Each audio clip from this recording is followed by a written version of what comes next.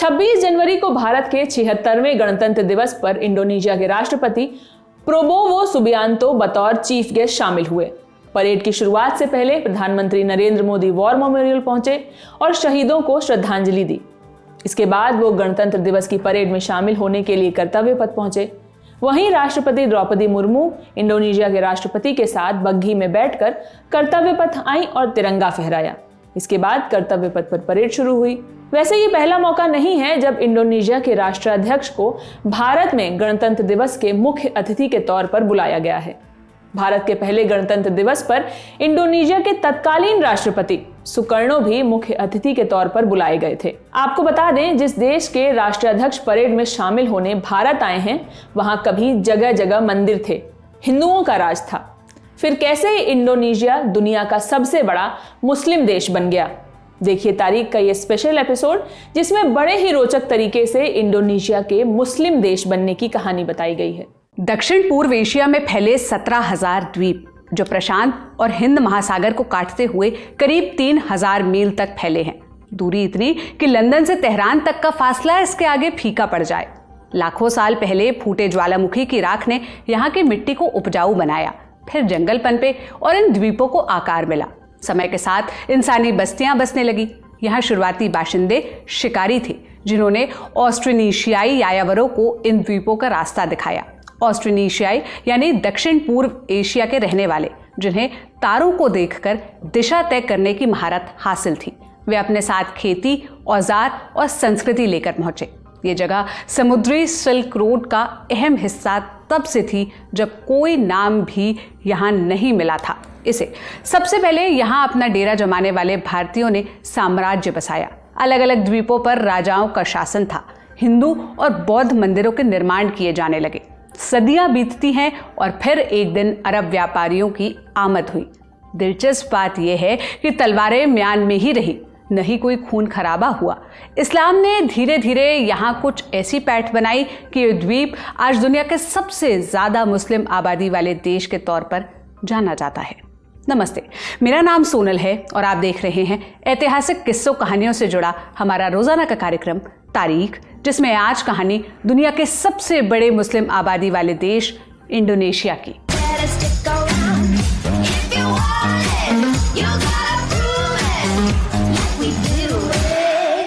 बादलों के बीच ज्वालामुखी से घिरा पठार, ये इंडोनेशिया के जावा द्वीप का डिएंग है, जो अपनी ऊंची चोटियों वाले प्राचीन मंदिरों के लिए जाना जाता है। हालांकि ये मंदिर हमेशा से यहाँ नहीं थे। डिएंग का ये इलाका कभी पवित्र आत्माओं का निवास स्थान था। स्थानीय लोग सान यांग केरसा को अपना रक्षक मानकर पूजते थे। लेकिन समय के साथ कहानी बदल गई। भारतीय व्यापारी जब यहाँ पहुंचे तो केवल सामान ही नहीं, बल्कि अपनी संस्कृति, परंपराएं और विचारधारा भी साथ लेकर आए। उन्होंने यहाँ देवताओं और राजाओं का कॉन्सेप्ट रखा, स्थानीय परंपराओं से बिल्कुल अलग, क्योंकि पहले इन द्वीपों पर कबीलों का राज होता था। हिंदू व्यापारियों ने जावा की उपजाऊ जमीन पर साम्राज्य बसाने का सपना देखा। स्थानीय लोग भी इस रंग में रमने लगे। धीरे धीरे जो इलाका कभी पवित्र आत्माओं का घर था, वो भगवान शिव, विष्णु और बुद्ध के मंदिरों से भर गया। इसी कड़ी में बोरोबुदुर, दुनिया का सबसे बड़ा बौद्ध मंदिर, और ब्रह्मानंद जैसे हिंदू मंदिर बनाए गए। उस दौर में हिंदू राजाओं के दरबार कवियों, पुजारियों और विद्वानों से भरे रहते थे। वो देवताओं और राक्षसों की लड़ाई की कथाएं सुनाते थे। इसी दौरान जावा के साथ साथ इंडोनेशिया के सबसे बड़े द्वीप सुमात्रा पर भी भारतीय संस्कृति फल फूल रही थी। यहाँ श्रीविजय साम्राज्य का उदय हुआ, जो बौद्ध धर्म का सेंटर था। कुल मिलाकर इंडोनेशिया के तट, जावा और सुमात्रा पर हिंदू और बौद्ध साम्राज्य का शासन 1500 सालों तक चलता रहा। लेकिन इस बीच पश्चिमी एशिया में एक और धर्म का उदय हो रहा था। अरब में 7वीं शताब्दी के दौरान पैगंबर मोहम्मद की मौत के बाद इस्लाम को दुनिया भर में फैलाने की कवायद शुरू हुई। खलीफाओं ने इसका जिम्मा संभाला और माध्यम बना व्यापार। 8वीं शताब्दी आते आते उत्तरी अफ्रीकी, मध्य एशिया, दक्षिणी यूरोप और मिडिल ईस्ट में इस्लाम की पहुंच हो चुकी थी। इसे गोल्डन एज ऑफ इस्लाम भी कहा जाता है। मसालों की खुशबू ने अरब व्यापारियों को इंडोनेशिया के तट पर खींचा, जब यहाँ फारस और भारत के व्यापारियों का हुजूम और व्यापार परवान पर था। इन मुस्लिम व्यापारियों ने तट की अहमियत बखूबी समझी। बाशिंदों के साथ कामकाज की बात करते करते शाम का मजमा सजने लगा। जिस दौरान अरबी व्यापारी इन तटों पर आराम करते, उस वक्त आसपास के लोग इन विदेशियों से बकैती करने लग जाते। बदले में वे उन्हें पैगंबर मोहम्मद और उनकी शिक्षाओं की कहानियां सुनाते थे। ये कहानियां तटीय समुदाय में गहराई से गूंजने लगी। इस्लाम की बातों का जोर ऐसा था कि स्थानीय लोग धर्म बदलने को तैयार हो जाते थे। वजह दो थी, एक आस्था और दूसरी शक्तिशाली मुस्लिम व्यापार नेटवर्क के साथ बेहतर संबंध। एक एक करके छोटे तटीय साम्राज्यों में हिंदू बौद्ध मंदिरों की जगह मस्जिदों ने लेना शुरू कर दिया। ऐसे ही उत्तरी सुमात्रा में समुद्री पासाई नाम का एक राज्य था। यह तट हिंद महासागर को पूर्वी एशिया से जोड़ने वाला बंदरगाह था, जहां 13वीं शताब्दी के दौरान अक्सर अरब व्यापारी आते थे। मसालों और कपड़ों के लेन देन के साथ वे यहाँ पर इस्लाम की खूबियों के बारे में लोगों को जानकारी देने लगे। एकेश्वरवाद यानी एक ही ईश्वर पर विश्वास रखने की बात, न्याय और समुदाय पर जोर देने की सीख लोगों के दिलों में घर करती जा रही थी। ये सब हिंदू बौद्ध मान्यताओं से बिल्कुल अलग थी। फिर भी राजाओं ने इसमें शासन, व्यापार और कूटनीति का रास्ता खोज लिया। इन बातों से प्रभावित होकर तट के राजा मारा सिल्लू ने इस्लाम अपनाने का फैसला किया। धर्म परिवर्तन करके उन्होंने एक मुस्लिम शासक के रूप में नई पहचान बनाई और नाम रखा सुल्तान मलिक अल सलीह। इसके बाद उनके राजसी कामकाजों में इस्लामी सिद्धांतों की झलक दिखने को मिली और नए धर्म का विस्तार हुआ। सुल्तान मलिक अल सलीह की मौत के बाद उन्हें जिस जगह पर दफनाया गया, वहां कब्र के पत्थर पर 1297 ईस्वी की तारीख है, जो तट पर मौजूद सबसे पुरानी शिल्पलेखों में से एक है। इतिहासकार उन्हें इंडोनेशिया में मुस्लिम धर्म के संस्थापक मानते हैं। एक एक करके इस्लाम इंडोनेशिया के दूसरे तटों पर भी पैर पसारने लगा, जो सदियों पुराने साम्राज्यों के पतन की वजह बनी। जावा में लंबे समय तक मजापहित साम्राज्य का शासन था, लेकिन 15वीं और 16वीं शताब्दी में इस्लामीकरण का ठोस दौर देखा गया, जब वली सोंगो इस्लाम का प्रचार प्रसार करने के लिए सामने आए। वली अरबी शब्द है जिसका मतलब होता है ईश्वर का दोस्त, जबकि सोंगो जैवनीज शब्द है यानी 9। इन 9 मौलवियों को जावा में इस्लाम की शिक्षा देने और प्रचार प्रसार करने का श्रेय दिया जाता है। जावा में इस्लाम को बढ़ावा देने वाले 9 मौलवी, इनके नाम हैं उल्मा एम्पेल, उल्मा मलिक, इब्राहिम, उल्मा गिरी, उल्मा बोनांग, उल्मा त्राजत, उल्मा मुरिया, उल्मा कुदुस, उल्मा कलीजगा, उल्मा गुनुंग। वली सोंगो में से एक थे सुनन कलीजगा। उन्हें काफी समझदार माना जाता था। क्यों? वो आगे की कहानी में बताएंगे। उस दौर में जावा में छाया कठपुतली का खेल बड़ा मशहूर था, जिसे हम शैडो पपेट्री के नाम से आज जानते हैं। अंधेरे में दिए जलाकर शरीर या कठपुतली की परछाई से कहानी बयां करने की लोक कला ये तट पर काफी मशहूर थी। ज्यादातर इस कला से महाभारत और रामायण की कहानियां बताते थे। ये सब देखकर कलीजगा को एहसास हुआ कि लोगों के दिलों तक पहुंचने के लिए उनकी संस्कृति में संवाद होना जरूरी है, तो क्यों ना इस कला को ही जरिया बनाया जाए। कलीजगा ने तरकीब अपनाई। तमाम हिंदू महाकाव्यों की कहानियों को गलत ठहराने की बजाय उन्होंने अपनी सीख लोगों तक पहुंचाने का काम किया। धीरे धीरे कठपुतलियों के जरिए इस्लामिक कहानियां सुनाई जाने लगी। रात को खुले आसमान के नीचे तट पर इकट्ठा यहाँ के लोग कब मनोरंजन के जरिए धर्म परिवर्तन के करीब पहुंच गए, उन्हें खुद भी नहीं पता चला।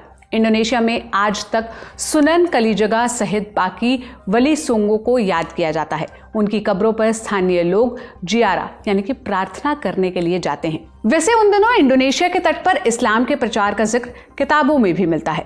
इब्न बतूता नाम तो सुना ही होगा आपने। मोरक्को के ट्रैवलर जो 14वीं सेंचुरी में घूमने निकले थे। करीब 30 सालों में अफ्रीका के अधिकतर हिस्से और लगभग पूरा एशिया घूम चुके थे। इस दौरान घूमते घूमते समुद्र पासाई सल्तनत तक वो पहुंचे, जो सुमात्रा के उत्तरी पूर्वी सिरे पर है। अपनी किताब रिला द जर्नी में उन्होंने बताया है, जैसे ही मेरा जहाज समुद्र पासाई के तट के पास पहुंचा तो मैंने देखा कि बंदरगाह पर बड़ी हलचल थी। दूर दराज के देश जैसे अरब, भारत, फारस से पहुंचे व्यापारियों की भीड़ लगी थी। उनके जहाज मसालों, कपड़ों और कीमती सामानों से लदे थे। वहां के सुल्तान थे अल मलिक अल जहीर। उनका व्यवहार निष्पक्ष था। सुल्तान के दरबार में यात्रियों और विद्वानों का स्वागत हो रहा था, जहां सभी लोग अपने विचार रखने के लिए आज़ाद थे। इब्न बतूता आगे बताते हैं कि सुल्तान इस्लाम के कट्टर समर्थक थे। उनके दरबार में धार्मिक गुरु धर्मशास्त्र और कानून पर बहस करते थे और इनसे सीखने के लिए कई युवा इकट्ठा होते थे। बतूता ने यहाँ के धार्मिक आयोजनों में भी भाग लिया। उन्होंने देखा कि इस्लाम यहाँ काफ़ी गहराई तक जड़ों में जमा हो चुका था।